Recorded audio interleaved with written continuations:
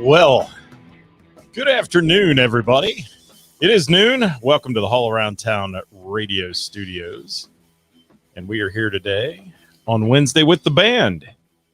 We'd like to welcome you on this soggy Wednesday to the studio with us. We're going to jump right into this today. I just want to say I met this gentleman a little under a year ago, and we had a great time in our meetings, and we've had a great time every Thursday night and then some other shows and things. And I'd like to introduce to the show today a good friend, Mr. Jim Questa, who's joining me. How you doing, Jim? Great. Good afternoon. How are you, sir? Good afternoon. It's great to see you on here with us and have you on the show. And I can't be happier to have you here. I call you the music professor. I always joke with people that, you're one of those guys I'd love to play Stump the Band with because I think you know everything. You'd be quite surprised at how you could stump me. I know it could happen. I don't know about that, but it is a pleasure to have you on the show. And we're going to do some fun stuff today. We're going to talk about your history. We're going to talk about that new piano you're sitting at there, which I'm looking forward to hearing and all that. And saying hey to some folks out there checking in. If you're out there on the show today, guys, please check in with us and let us know. And if you have any comments or any questions for Mr. Jim Questa as we go today, we would love to have you chat with us a little bit about that. So, Jim, let's get started. I want to know a little bit more about your history because we never get a chance to really sit down and talk. When we're together, you're playing music, you're setting up, tearing down, all that. So this is my chance to kind of pick your brain. And when and why did you start playing music? Well, let's see. Why do I start playing music? Why do I breathe? So the story goes, I was in kindergarten, 4.5, 5 years old. And my parents were fairly musical, but we didn't have any musical instruments at the house. But my friends did. And I would go over to my friend's house and sit down, and I'd start picking out stuff on their piano that I heard in music time. And all of a sudden, my neighbors picked up the phone and said, hey, do you know your kid can play piano? And she said, that's not possible.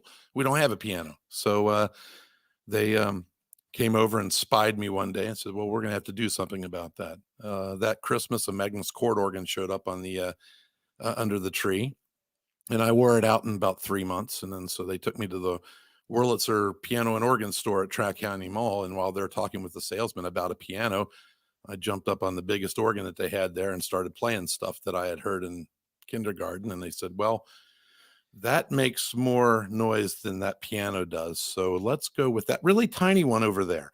And all right. So bought an organ at the house, came with a tape that had a bunch of lessons and stuff on it, mainly actually targeted for adults, but I devoured that in a couple of months, and that just started to grow from there. So with that said, then can you give it away and say how many years that's been? I mean, can you? Absolutely. Well, let's see. 57 minus 5 is 52. There we go. That's my Catholic school mathematician there. Thank you so much.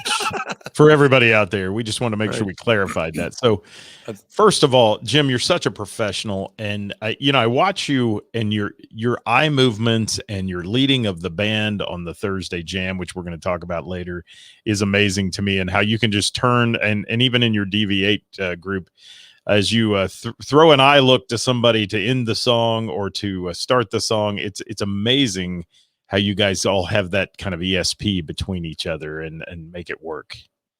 Well, some would say it's a cue. Other would say it's the virtual whiteboard. There's an inside joke there that some people will know about. I'm very blessed to be able to work with some really, really cool people, and especially in DV8 and in Dreamboat Annie, we are on a very cool wavelength, and it's why it turns out as good as it does, is because we're very well connected there. Well, Jim, who are some of your musical influences in yesterday or today? I mean, tell me some of the folks that you admire out there and that you like to listen to.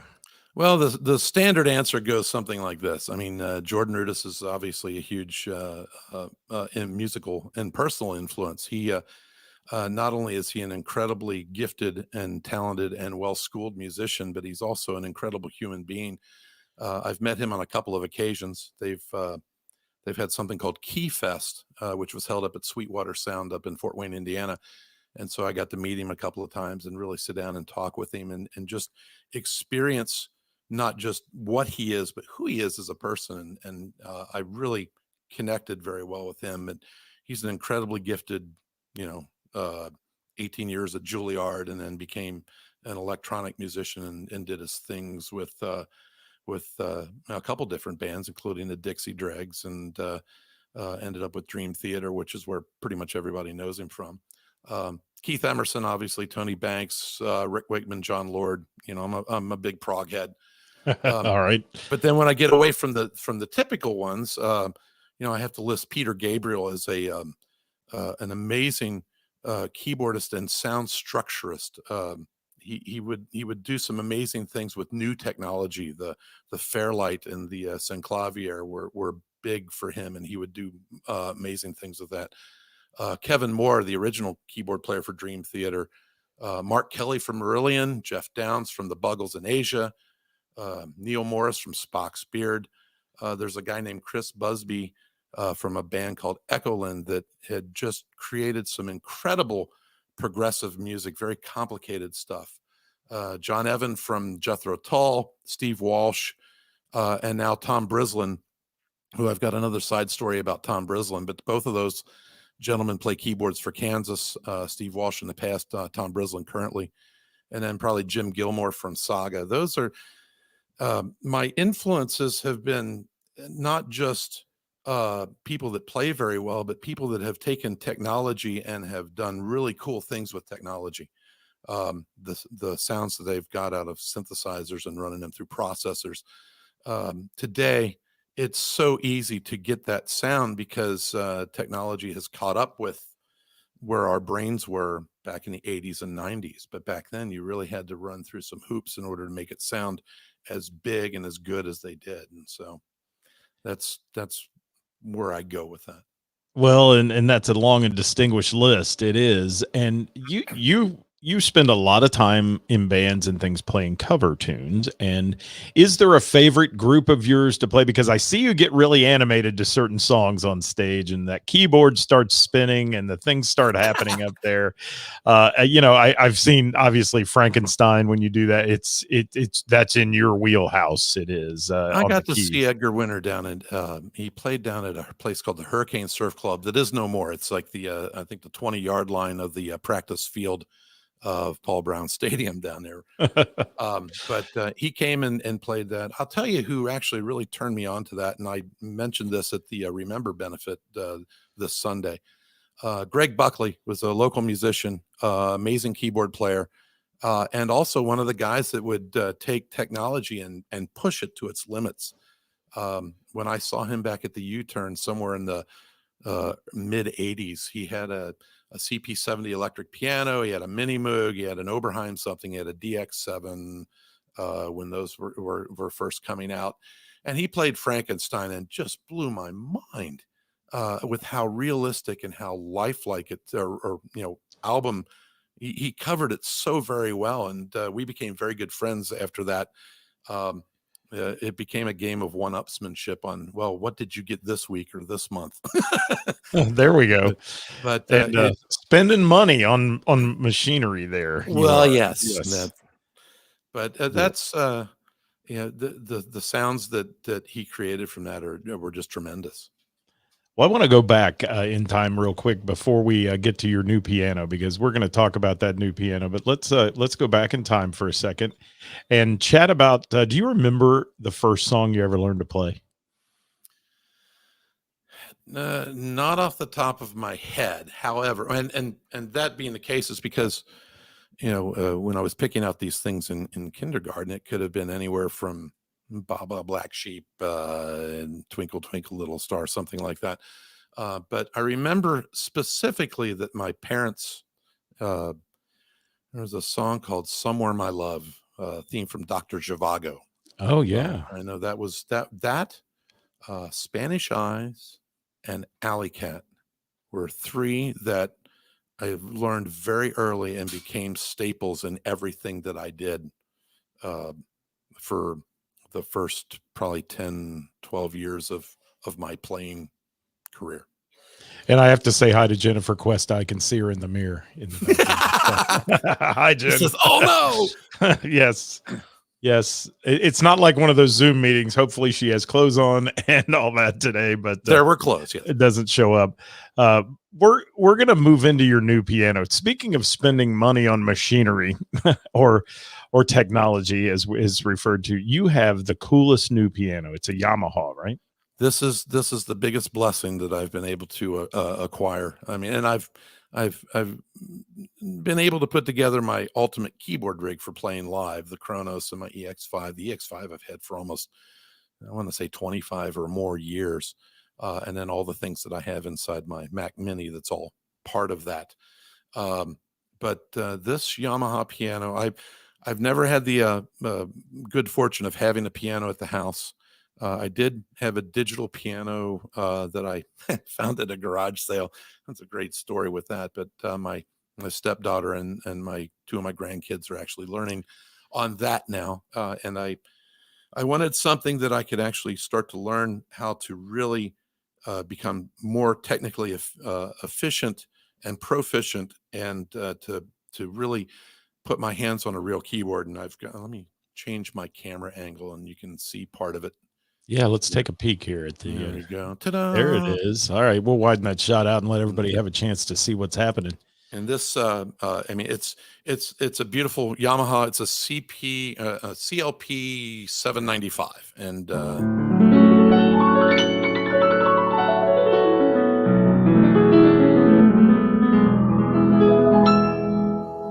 it just sounds amazing. It has it's digital, so it has no strings, but they've done some amazing things with technology, and not just everything that they've done with samples and how they've sampled this. What you're actually hearing here, that's a Yamaha. Let's see, what is it? It's going to tell me CFX Grand Piano. I got to play one of these at Sweetwater, and somewhere on my my artist Facebook page, there's a video of me doing some improv at Sweetwater on one of those pianos, and it's just amazing the sound that you get out of a real piano, where you hit a chord, a proper chord, and you play it, and so you feel the vibrations, and the strings vibrate, and it comes back over the soundboard and back into you, and it just creates this circular thing that occurs. I can't really explain it. It's something you have to experience. But this, while wearing headphones, is about the closest thing that I've ever heard to that. The keyboard's designed so that it models something called escapement, which is at the bottom throw of the keyboard. The key absolutely drops away. And that's part of the mechanism of a real piano that allows the hammer to drop away so that it doesn't get stuck on the strings.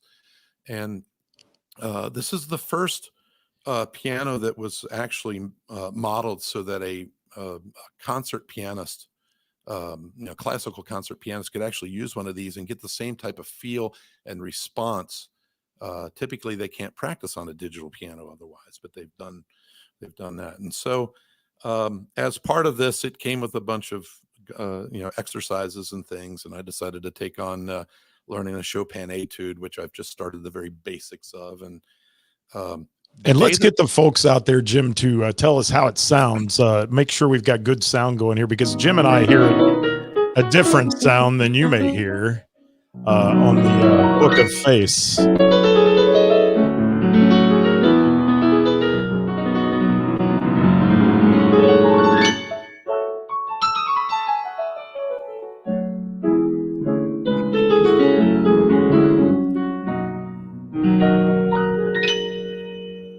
So how did that sound, people? Are you hearing it okay on the Book of Face today? We want to make sure you're hearing okay. We're not too loud for you.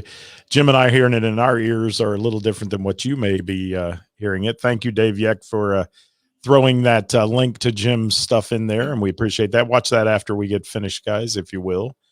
and everybody's saying sounds good. Good. That's what we want to hear. And excellent with that.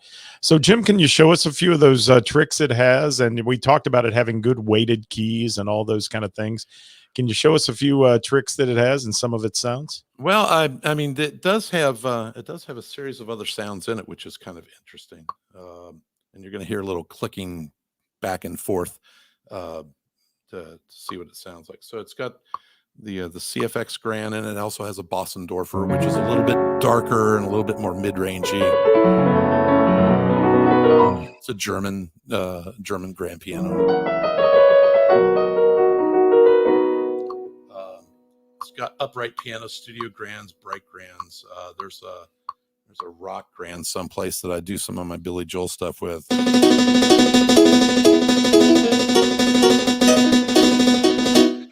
So, and from there, let's see, where do I go? It also comes with something called forte pianos. This is something that doesn't get discussed much. The forte piano is it's the father of the common or current piano that you would hear, and it was more of a plucked instrument than a hammered instrument almost. But it has a series of almost sounds like a harpsichord, if you will. But that was modeled after Mozart's forte piano that Mozart would play. And they modeled Beethoven, something in that era, Beethoven area.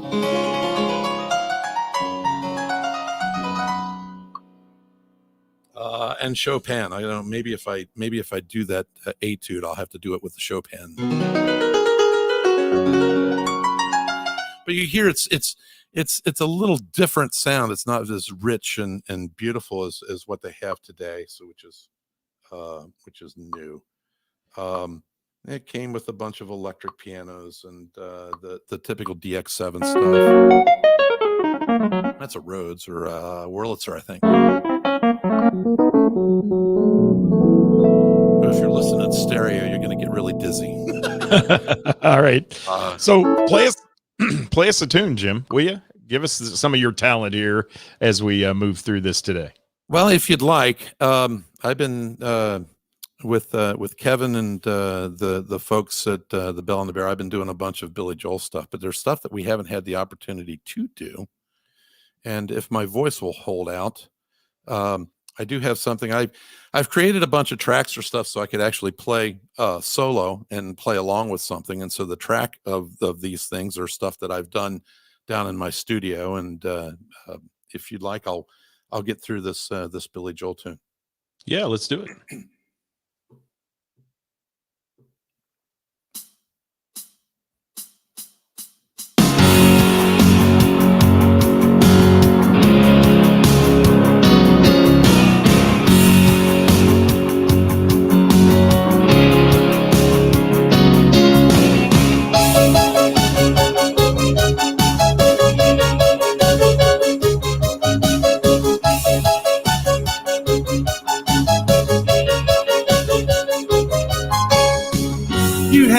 To learn to pace yourself.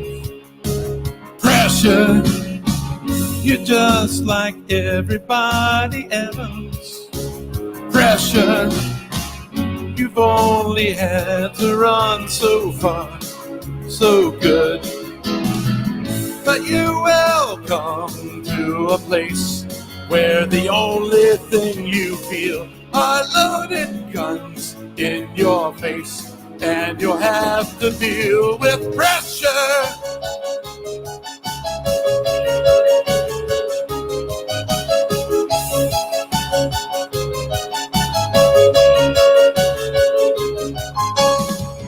You used to call me paranoid.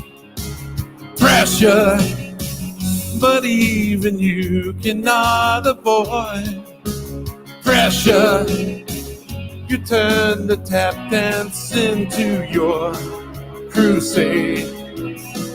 Now here you are with your faith and your Peter Pan advice. You have no scars on your face, and you cannot handle pressure.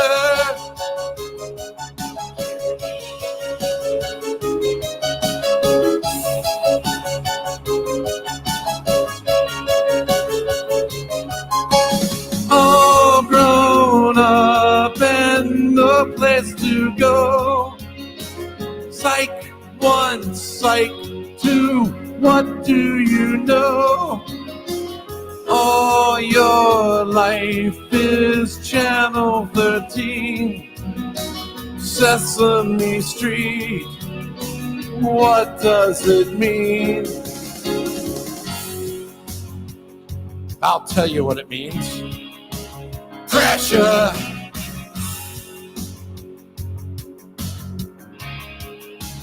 Pressure.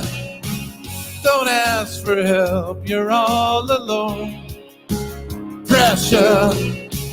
You have to answer to your own. Pressure. I'm sure you have some cosmic rationale. But there you are in the night. 2 men out and 3 men on. Nowhere to look but inside, where we all respond to pressure.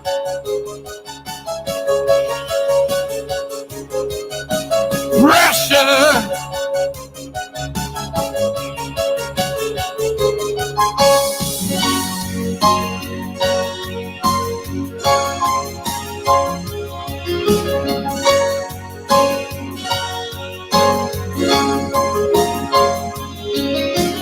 All your life is Time magazine. I read it too. What does it mean?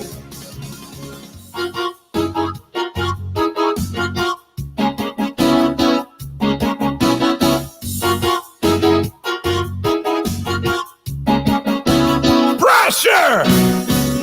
I'm sure you have some cosmic rationale.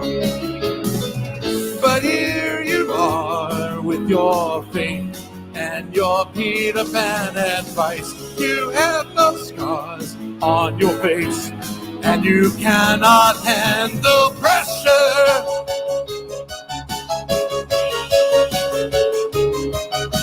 Pressure. Ooh, pressure. 1, 2, 3, 4, pressure. Wow. Amazing, Mr. Jim Questa. Thank you. Amazing. Always amazing. And we're getting a lot of comments out there. Thank you guys for that. If you have a question for Jim, please put it in the comments. We'll throw it up there.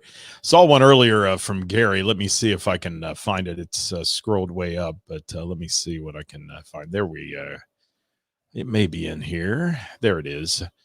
Gary's asking, Jim, have you ever been asked by big name bands to play for them and join their group? Big name bands. Define big name bands. He may be talking about touring bands, something like that. You playing big name bands, right? There was a band, fairly popular '60s and '70s called Starcastle, and a couple of the members of that band live in Cincinnati, and we decided to try to get something together to try to reformat that with a couple of other people. It kind of dissolved in a very ugly manner that I won't get publicly into. That's probably my closest, I think, closest option. I've had a really good time doing some great stuff around town. It's, as I've learned over the years, most of the people that get called up to do certain things like that they're out and about and they're doing things, touring out. And probably the closest example I know of is a gentleman named Tom Brislin, who's currently the keyboard player for Kansas. I met him at Jordan Rudess Key Fest 2018. An amazing musician. He played with Deborah Harry. He did Meatloaf, played with Meatloaf during the Storytellers tour. And was part of the VH1 Storytellers. And the who else did he play with? Oh, he played with Yes in the 2001 symphonic tour. But I never heard of him, and so I got to meet him there. I actually took some lessons with him, which I credit my renewed focus to trying to play as well as I can, as often as I can. But he was kind of just doing the journeyman thing, playing where he could, teaching where he could, and then he joined a group called The Sea Within and did an album with them, and they happened to be label mates with Kansas. And when I guess it was I can't remember if it was Steve Walsh that actually could not continue for whatever reason, they called him up, and now he not only is their full-time keyboard player, but he wrote a bunch on their latest album that's out there, and that album is amazing. A lot of the stuff that he wrote, and he sang one of the songs on the album. So in order to kind of be called up, I think you have to be in a better place. It's what I call the struck by lightning activity. And, right place, right time thing. Yeah, you really have to be in that right place, right time. You have to be seen. You almost have to be part of an organization that's part of another organization, and it happens. So, but I'm having a ton of fun doing what I'm doing right now. And let's talk about the bands you've been involved with over the years, because you've been in some big names in the Cincinnati market, and you always comment, Jim, and I want to touch on this too. I'm amazed by it. The Cincinnati music community, as I like to refer to it, is unbelievable. I mean, you can go all over this country, you can see music, you can see players, and it's hard to even compare sometimes the Cincinnati music community, because first of all, they're a group of great people with no egos. I love that. Right. And they play together, love each other, they come together. We'll talk about Bell and the Bear in a minute and how they come together there. But tell me, go back in time a little bit, because you played with a band over the weekend that I had never seen you play with, was Bad Habit. Right. That was cool. I'll go ahead and do the quick history. I actually didn't play in bands until I was out of high school. And because I played in high school, I played drums in Roger Bacon's marching band. So that kind of took a lot of time away from trying to do other things. But the first big name band, quote unquote, that I got in touch with was called Mara. Jay Aronoff, John Biondo at the time was their drummer. Ken Polyoff played something called the Nutty Octave Device. Chris Mundy played bass, and we had a couple of different singers, Don McMaster, and then ended up with Marty Ferris, who's we're still in contact with. And we recorded a bunch of stuff. We had our own recording studio, and we would write and record, and then we decided that we wanted to play out. We learned a bunch of covers, and so I did that for a good 5 years, and I got a phone call from a gentleman named Danny Morgan. He says, "Hey, how'd you like to play music professionally?" And that really tugged at me. And I went down and found out what professional musician was really like. Danny's a singer-songwriter. He's from Cincinnati, Ohio. Made his name with the Apple Butter Band, and had a keyboard player by the name of Mike Reed that somebody may have known before. If you look in the Grammys list, you'll find him listed. But so I traveled down to Florida, and I signed a contract, and I did a year with Danny. Came back to Cincinnati early 1991, and had to stay here for family reasons. And I got a call from Richard Sudo. It says, "Hey, come down and check this out." And so I joined Bad Habit with Robbie Nadler about the same time, and I was with them for not quite 20 years. I got a phone call from Del McFarlane around that time, and he says, "Hey, our keyboard player's checking out. Can you help us get through some gigs?" And I said, "I guess I could." And I had my my wife at Jennifer said, "Will you check these folks out? I'm playing this gig." And she saw them play at a place called Bar 71, and saw Melissa singing, and said, "You need to get on board that train."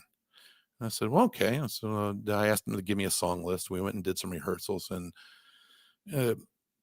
Jennifer wasn't kidding. Melissa has, the story I say is she's got the best voice in 5 states.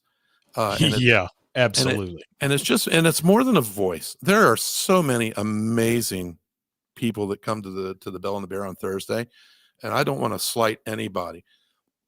and I'm not going to when I say this.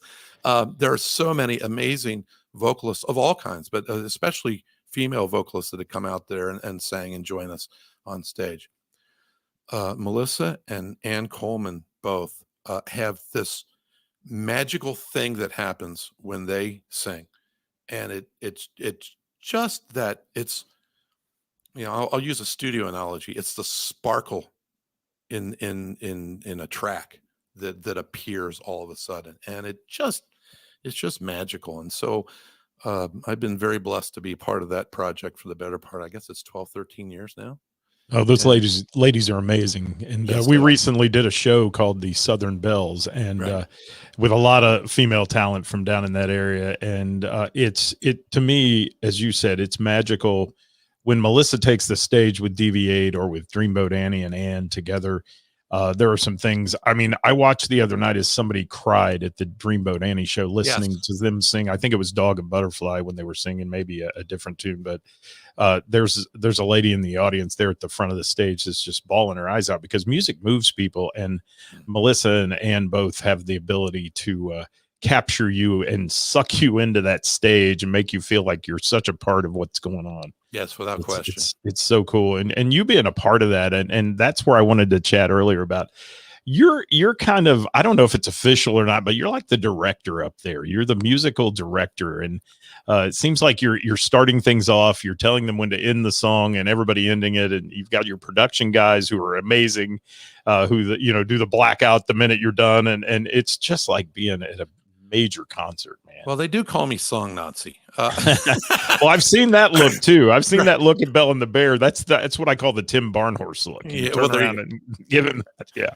But I will say this: the people that I've worked with, both in Dreamboat Annie and DV8, have given me a lot of latitude, and I thank them for that more than I give them credit for. And I never get to tell them, you guys are kind of letting me drive the bus here on some of these arrangements and stuff like that. And but what you see when there's a DV8 show or a Dreamboat Annie show is just 6, 7 musicians and a crew that is in lockstep with everything that we do. Tremendously talented individuals of all in both of those bands. And we've the kind of cues that we give back and forth. What you're seeing from me mostly is me looking at Doug Drew and smiling because he's done something really kind of cool, or looking back at at somebody that's done something really good. We've already figured out the endings and where things and where the accents are, and we've locked into that. And so it does create a really cool thing on stage. Well, Jim, DV8 is simply an amazing band, and we'd be remiss if we didn't mention some people who've jumped on with us too. And Jamie Combs has been on here making comments throughout the entire show. Thank you, Jamie, an unbelievable musician and talent. And I just say, Jamie just totally blew me away the first time I saw him play drums. And the cool thing about that whole scenario is that I'm a pretty aloof guy. I kind of stick to myself and kind of think, when I'm done playing or doing something, I'm usually packing up and out of there. And I sadly don't get to communicate or network with a bunch of people. Jamie has been a tremendous blessing among other people that I've met at the Bell and the Bear and at other places that have now come up and said hi. But God, they're tremendous. They really are. And we've got Rick Dews on here. We've got Yes. Kevin Cooper on here today, and many, many more as I scroll through the comments. Guys, thank Mark Robinson from Sweet Sister Mercy. Just a great bunch of people. And that thing, I call it the musical mayhem on Thursday night. But that mayhem, and I'm just gonna go out on a limb here, and this show's about Jim, but I'm gonna say one thing about myself, and I'm gonna say that Karis and the Bell and the Bear, you, Jim, Kevin, Dave Moody, and Kathy, I could go through an entire list of people. You have not only through the pandemic saved a whole lot of people and brought them together, but you brought me to a place I never thought I'd be with my music. And it was getting to be really tough. And then the pandemic hit, and for me, I was about to throw in the towel on this little business I do and the thing I do with All Around Town Radio. And someone invited me to Bell and the Bear, and I came one night, and I haven't left since. I missed one jam since I came there the first time almost 8 months ago, and that was because I was in Florida enjoying myself on the beach. Good But reason. it's magic. It is so cool. It has done so much for so many, and you're a big factor in that, Mr. Questa. I mean, Oh, thank you. you know how to lead that, and you recognize talent. But the thing I love about you guys is whether you get on that stage and you're super talented, or you're some hack like me that gets invited up by Seven West to sing some harmonies or whatever it is, you welcome everybody, and you guys are amazing folks, and I appreciate you so much. Well, that whole thing that occurred there has again, that's another lightning striking type of activity. Uh, you couldn't reproduce that if you tried, and part of it is because of the ambiance that's there, and the thing that Karis created. You know, Dave and I started in there as a duo, and we were trying to make something happen as that, and literally we played to 5 or 6 people on a couple of nights, and we're going, this is just not working. And Kara said, don't worry about it, they'll come. And we started inviting some friends on stage, and they got up and played, and then it started to just gather some legs. And I think Rick Dews may have called some people, and some other people called some people and got them to come out and join us. And then it just became, I'm going to call it musical improv, because it's not the typical, and that's why we removed the word open from open mic. This is more of a, we're trying to entertain on the fly, just like comedy improv.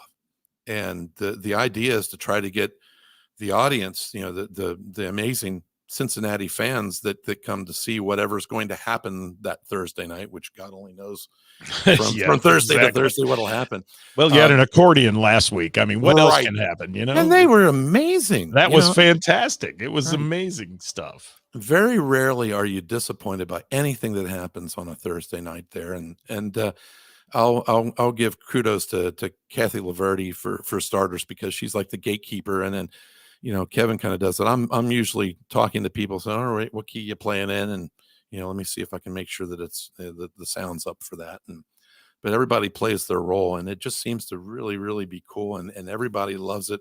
I'm glad that it became what it became. And I'd like to say that I, other than being a part of it and helping, you know, people play some music, I'll accept that part of the thanks. Everything else that occurred is just I'm so pleased. I can't. Yeah, I can't hardly go on from there. And all we can say, I mean, I've said it so many times on my shows and things, it's magic. It's just simply musical magic. And you never know who's going to show up, who's going to play, what, you know, superstar is going to walk in the door. I mean, it's just, it's a who's who of the Cincinnati, Northern Kentucky market, and just a really cool venue too. Everybody that I've invited there that has come down from the north and crossed that border into the south, they have said, wow, this place has the coolest vibe ever. And the Bell and the Bear does it. And there's a lot of great venues in the Cincinnati area. The Blue Note, I mean, you play the Blue Note. I've seen you play with Dreamboat Annie there, DV8 there. It's an awesome venue. We were just together over the weekend with the Remember Foundation and all the things that went on there. And it's a great group of people, Jim. And you're such a huge part of that. And anywhere Jim Questa's playing, folks, it's a must see. You've got to go see this guy play, and the talent he has. And Joe Kyles just said something about you playing a honky tonk piano as well, and I've seen a little of that on occasion. That was fun when Joe and Sonny came up to play a couple of songs. That was a personal thrill. Absolutely. Yes, Sonny Mormon, just an amazing talent as well. And Kevin's making a comment about the jam at the Bell and the Bear. Couldn't have been planned. Yeah, it really just fell into place. And he's dead right. That's good. Correct. And yeah, and you know, Karis taking a chance on that, because you know it's a pandemic. Yeah. We're in the middle of a flipping pandemic, and Karis decides, well, we're just going to make this happen. And anything she touches turns to gold. I've got to say that I'm sticking around her very closely. Yes, everyone needs to be her friend and to respect what she does, because there's a lot of places that could get lessons from Miss Karis and what she does there at the Bell and the Bear. So, Jim, a couple quick things here before we let the folks go today. We've talked about your bands, we've talked about your musical influences, and so on. Let's talk a little bit about your teaching as well, because you're passing on your talents to other people, and I want to mention that. Well, it's the other thing, the goofy. Some people do goofy things during pandemics. Mine was at the behest of my wife. She said, "You're miserable at your day job. Everything's kind of miserable in this world right now. Why don't you just go play music professionally?" And I like looked at her and said, "I love you. Who are you, and what have you done with my wife?" But Yes. and Jennifer is incredibly supportive of everything I do. So I said, okay, well, let's see what I can do here. I mean, I can obviously play. At some point in time, the pandemic's going to go away and live music's going to kick back in. So there's going to be a lot of that happening right there. I had for 5 years, some time ago, worked as a keyboard teacher at the School of Rock and Mason. And so I called them up and said, "Hey, you need another keyboard teacher?" And they're like, "Well, funny you should ask, because we just had an opening," and that fell into place. So I'm up there a few days a week and teaching some of the kids and some of the adults, because they have an adult program up there. I'm also doing private lessons of my own. I've one student that I teach, and have some openings for some others. I can either go there, or I can do some limited stuff kind of here at the house. So that's available. I also do some recording. Rob Nadler, who's the guitar player for Bad Habit, has a studio, and he does a lot of work for some folks, especially out of Nashville and things, and some local folks. And he'll call me up and say, "Hey, I got a few songs that I need some keyboard tracks here," and I'll go into my basement studio and bust out some tracks for that. I've also done some work with a gentleman named Mike Carr in the same way. There's a video floating around where we did a remake of Meatloaf's "Took the Words Right Out of My Mouth." That's flying around. And, I saw that. That's amazing too. That's right, great. with Mike's Todd a great Zuckerman talent from as well. Styx. he Yeah. got Todd Zuckerman to play on that song, and do the video, which is so cool. And among other people, Jeff Pence from Blessed Union of Souls is part of that too. So recording and things like that I can do.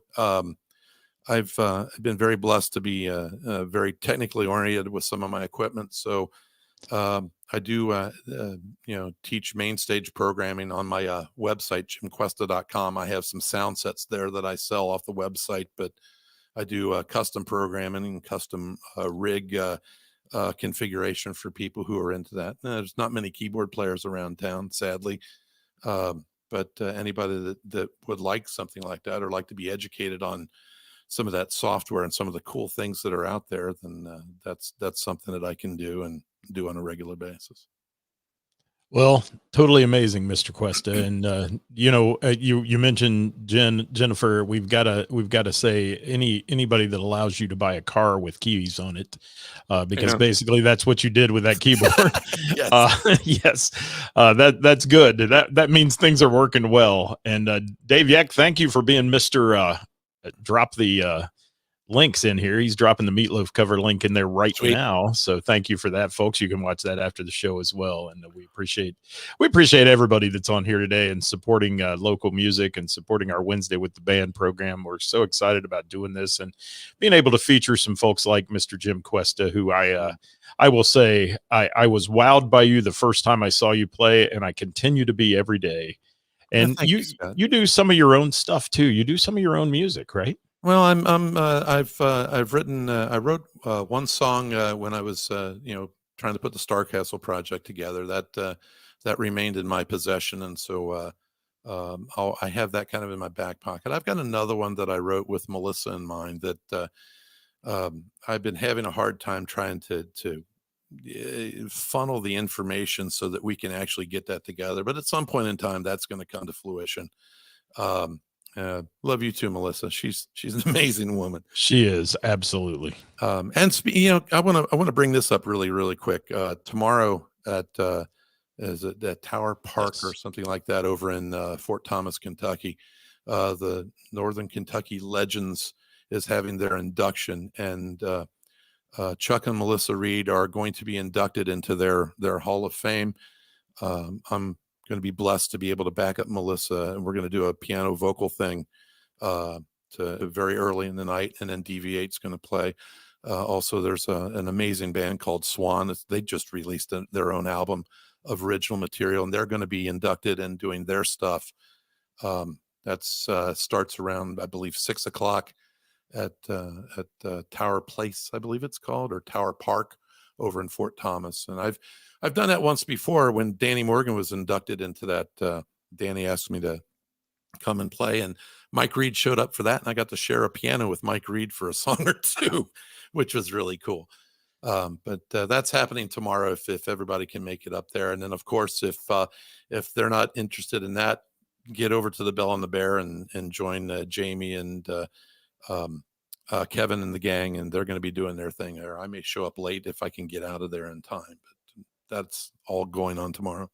Well, we're looking forward to hearing all about that. I was supposed to have the folks from that on the show yesterday. We had some technical difficulties with it and didn't get a chance to have them on. But congratulations to Melissa. And certainly I never got a chance to meet Chuck, but from everything I've heard, I sure wish I had. And, yes, an amazing bass player and a more amazing human being. Absolutely. I'm blessed to have known him. Well, I was very blessed to be with you on Sunday, Jim, and the group that was there putting on that great fundraiser. I can't wait to hear the total on that. I'm sure that they blew the roof off of the place. Some of the best music you'll ever hear all day Sunday. We had a great time. And Jim, I want to leave today though with you playing some more music for everybody. So you think you could play another song and play us out on the show? Yeah, I'll throw an instrumental track so that you can fade out as necessary. All right. So, well, Scott, thank you for all you do. Really, you're really bringing to life a lot of the things that are happening in this town that people would not ordinarily know, especially from our northern brothers and sisters. And the people that I talk to and talk to you. By the way, here comes that ambulance. we knew that was going to happen, didn't we? Right. Oh, there they go. Yeah. But these people that the Cincinnati audience and stuff is really getting to know that there's so much more to what's going on than what they may see. I'm learning a lot just by watching some of your shows and things. And so thanks so much for everything that you do. It really well, thank you, Jim. And it's a blessing to know you and be friends and all that. And I appreciate you coming on the show. Guys, you've been watching Wednesday with the Band here at All Around Town Radio with the one and only Mr. Jim Questa from DV8 and various other projects in town. If you get a chance to see Dreamboat Annie as well, I highly recommend that one.